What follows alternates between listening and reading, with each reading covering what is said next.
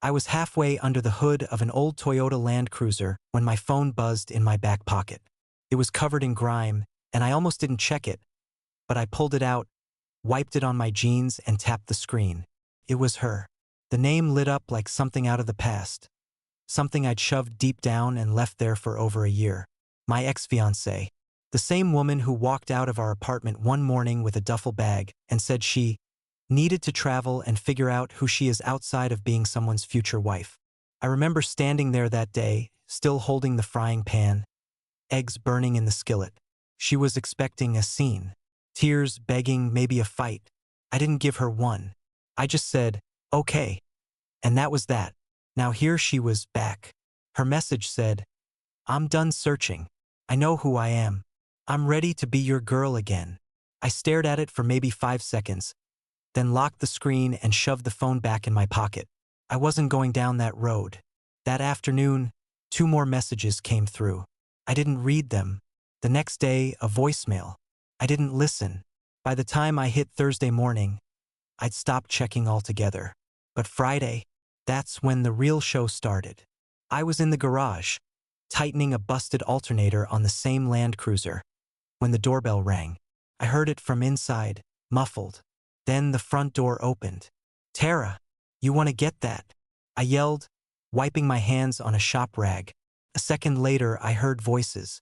Then nothing. I stepped out from the garage, walked down the hall, and froze halfway to the front door. My ex was standing there on the mat, holding a gym bag, wearing this confused half-smile like she was expecting a warm welcome. Tara was standing in the doorway, blocking the entrance with one hand still on the knob. They locked eyes, and in that moment, I watched it all click in her face. The gym bag, the bold return, the smug little smirk. She thought she was coming home, but the second she saw Tara, not just in the house, but standing there like she belonged, that smile dropped right off her face. And for the first time since she walked out, it hit her. She wasn't the one holding the cards anymore. Wait, you're with her? She asked, eyes wide, voice sharp and thin. She looked Tara up and down like she couldn't believe what she was seeing. I stepped forward, wiping grease off my hands with the same rag I'd used on the alternator. Yeah, I said. You remember Tara, the office admin you never liked. Her mouth opened like she had something smart to say, but nothing came out. Tara didn't move, didn't flinch, just crossed her arms and tilted her head. You're the one who left, she said, calm as a lake. Nobody did anything to you. My ex shifted her gym bag on her shoulder. I noticed then, toothbrush sticking out the side pocket, her old hoodie poking through the zipper. She came here thinking this was still hers. I want to talk, she said, looking past Tara toward the hallway. Inside, I stepped between them. Not happening. Her eyes locked on mine. Are you serious right now? Dead serious. She laughed once, this bitter, forced kind of sound. I left to grow. You knew I wasn't gone forever. You said you understood. You said you needed space. I gave it to you. I didn't ask you to replace me with... She stopped herself and turned to Tara. Her. Tara raised her eyebrows. Wow. And you still wonder why I never liked you. My ex clenched her jaw. We were together 5 years. You think you can just erase that? Nobody erased anything, I said. You erased it when you walked away. She stepped back like I'd slapped her. So what? This is your girlfriend now? We bought this house 3 months ago, I said. Together. Her jaw dropped. She actually stumbled back. You bought a house? With her. With Tara, I said, voice flat. And you're standing on the welcome mat. She looked around like the walls were lying, like she couldn't believe none of this included her. You've got to be kidding me, she muttered. You really didn't wait. Not even 6 months. It's been over a year, I shot back. And no, I didn't wait. Why would I? Her voice rose. Because I loved you. I just needed time to find yourself? I cut in. Yeah, I hope you did. But I moved on. She shook her head, face flushed. You'll regret this. Then she turned fast, stomping down the walkway, gym bag bouncing against her back. She didn't even bother closing the door. Tara shut it slowly behind her. We stood there in the foyer for a second, the echo of her boots still fading down the drive. "She brought a bag," Tara said deadpan. I looked down at the floor where a chapstick had rolled out of the side pocket. "She really thought she was coming home," I said. Tara cracked up first. Then I followed. We laughed all the way back to the kitchen. The next morning, her messages started. First one hit just before 6 a.m. "I didn't mean to come off that way yesterday. I was just surprised." By noon, there were 4 more. By dinner, I had over 20. Apologies, questions, long paragraphs trying to explain how healing isn't linear and how she'd never stopped thinking about me.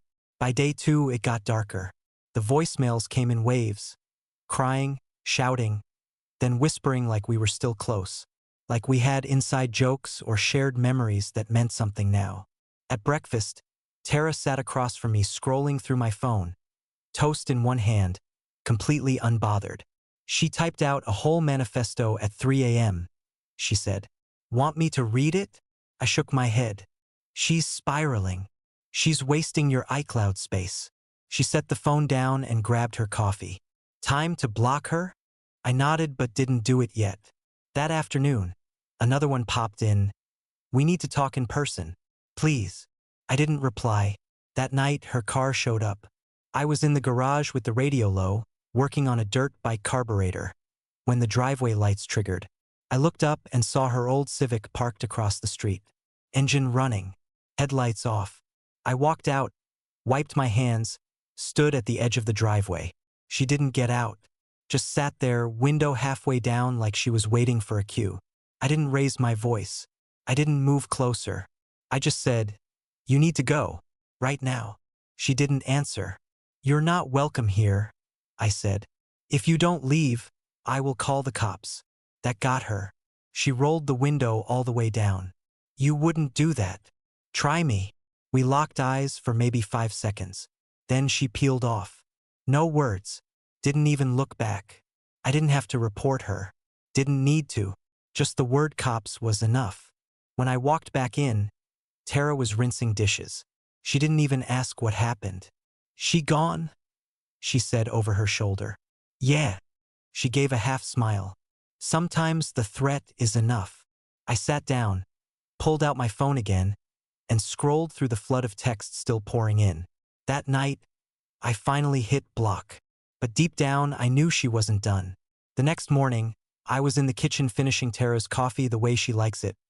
Splash of oat milk, no sugar, when I caught myself thinking back. That first time I met her, we were both working at the logistics firm in Dayton. My ex was a regional planner there. Tara was the one behind the front desk. Warm, steady, never fake. Every morning she greeted everyone by name, remembered birthdays, kept pens in a jar on the counter like it was her personal mission to keep the place from falling apart. My ex used to complain about her all the time. "She's too perky," she'd say. "Such a kiss-up." Truth was, Tara just wasn't bitter like the rest of them. She wasn't stuck in office drama or gossip. She did her job, did it well, and didn't fake smile for people who didn't deserve it.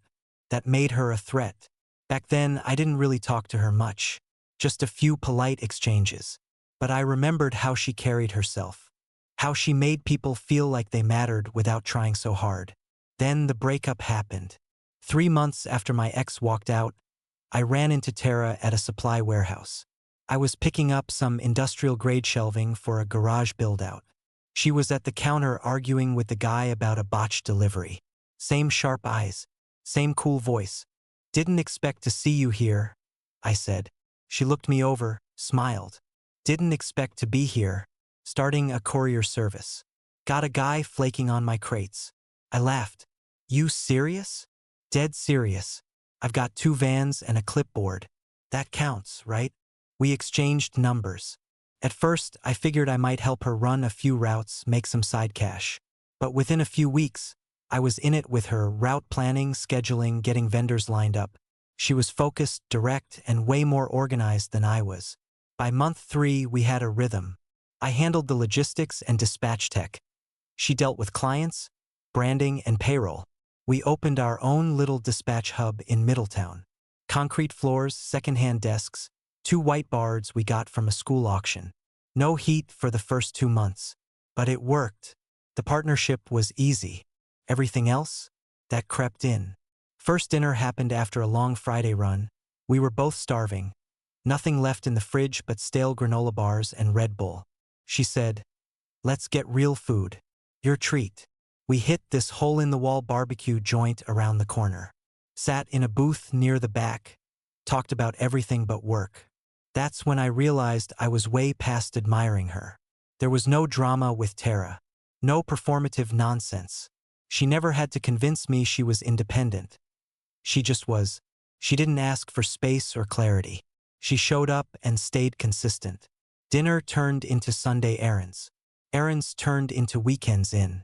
And eventually, I looked around and realized we had a home, a business, and something real. And not once, did I feel like I was chasing her.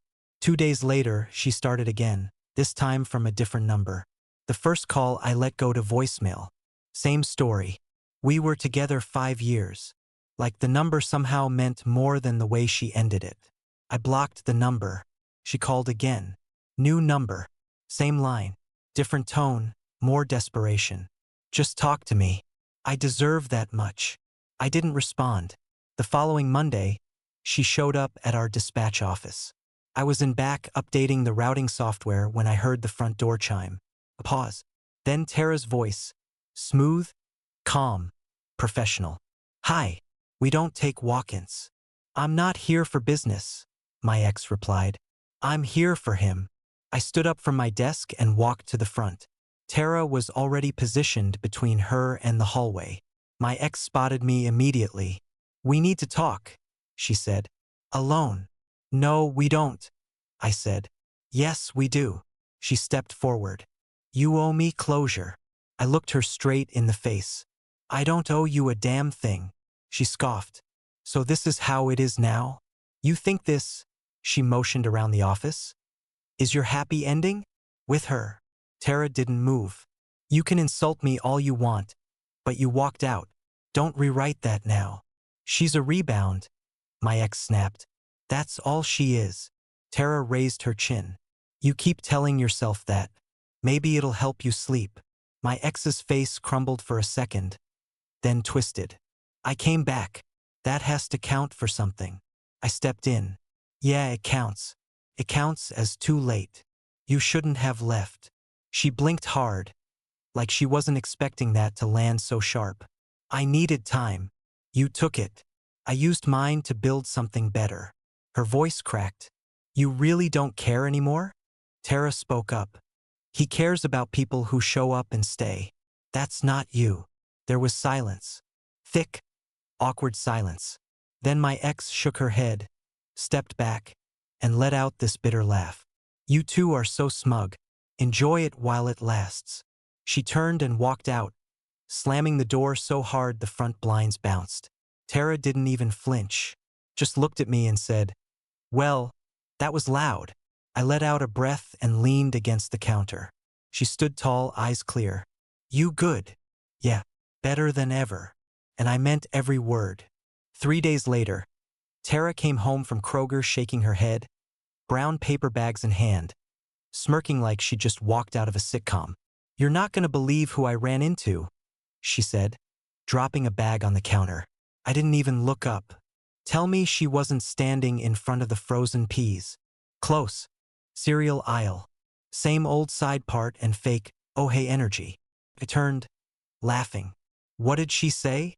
Tara started pulling out produce like it was a therapy session. She was real polite at first. Asked if I still worked with you. Said she was happy we're still doing our thing. I rolled my eyes. Translation.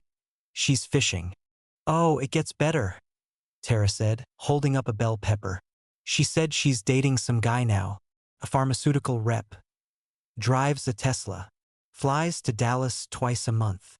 Of course he does. And then, she went on. She said she heard the business has been slowing down. That maybe we expanded too fast. I burst out laughing. She said that to you? Tara grinned. Dead serious. I told her we just signed 2 new regional contracts and had to lease an extra unit last week. Did she swallow her tongue? Pretty much. Said, well, good for you guys. And walked off like she had a meeting to ruin. I shook my head. She's out here writing fan fiction about us failing. She's not over it, Tara said flatly. That whole run-in was just her trying to win something. Later that night, I got another call. Different number again, but I knew. I put her on speaker. Congrats, she said as soon as I answered. Her voice was syrupy, stretched thin. You and your little secretary built an empire. That's cute. Tara didn't say a word. Just folded laundry next to me, calm as ever. Not a secretary, I said. Partner. You remember what that looks like? There was a pause. Then came the rewrite. You know, back then, I tried to support you. You just never had a plan. It was always these ideas, these side gigs. You couldn't commit to anything real. I stared at the phone, jaw tight. No. What I had was a vision. You didn't support it, you tried to control it. If it didn't benefit you directly, you didn't care. That's not fair. It's exactly fair. She exhaled hard through the speaker. I gave up a lot for you. You gave up when it stopped being about you. She went quiet. Then she hung up. I looked over at Tara. She was folding one of my t-shirts, corners lined up perfect. You handled that, she said. Yeah. And I'm done letting her rewrite my past. About a month passed. Nothing from her. No calls, no texts, not even a blocked number ping. Tara and I figured maybe she'd finally burned herself out. We were speaking at this local entrepreneur event hosted by the chamber. A panel thing. Nothing fancy. Just local business owners sharing growth tips, answering questions. There were maybe 40, 50 people in the room. Some students, a few vendors, couple startup founders. Tara and I had just finished walking through how we bootstrapped the courier company. I was feeling good. Then the Q&A opened up. Third person in, a woman in a black blazer stood up near the back. No name tag. Hair tied back too tight. Voice sharp before she even spoke. I have a question, she said. Loud enough to shift the mood instantly. I knew that voice. So did Tara. Isn't it true, she continued, stepping forward, that you two started your relationship before you and I ended ours? The whole room stilled. I mean, she went on, you sure moved on fast. Replaced me like I was nothing. And now she's here acting like this business just magically happened. A few people glanced at each other. Someone near the front muttered, "Whoa." Tara didn't even blink. Let's be clear, she said, voice calm but firm. When you walked out, I wasn't in the picture. You made a decision. You don't get to be angry someone else didn't wait around.